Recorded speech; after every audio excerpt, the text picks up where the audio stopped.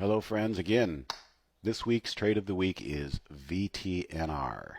If you want to know more, don't scroll. So once again, we are looking at a energy stock, and it is a petroleum refining stock, okay? Vertex Energy.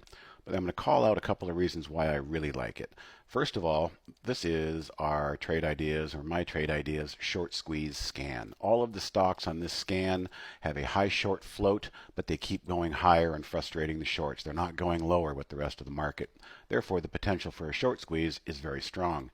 VTNR is on the almost at the top of my list here, and if we take a look at the data, we can see a few things of interest. The 45 million shares in circulation, rather small. 26% of them are still short, so there are still shorts that are trapped in this upward trending oil refinery stock. Remember, DK, oil refinery, petroleum refinery, and DINO, petroleum refinery. Those were two calls that were made earlier. I would be remiss if I didn't address CMS. Last week's trade of the week did fail, and so it's a lesson in risk management. I said if it broke that 50, you want out. So really this was your out. Even if you wanted to hold on to see if it broke the 20 the very next day, the minute it did, you should have got out. So I sold, I took a loss. It's always a lesson in risk management on how to work with trades that don't work. But in this case, VTNR is our trade of the week. It's a short squeeze, hopefully.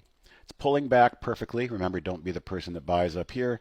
Be the person that waits for a significant pullback. And in this case, the Friday close tried to hold on to the 10-day SMA. So if we move higher up through 1650, that is your signal to enter the trade. If that happens, we're going to use, again, the 20-day simple moving average as a backstop.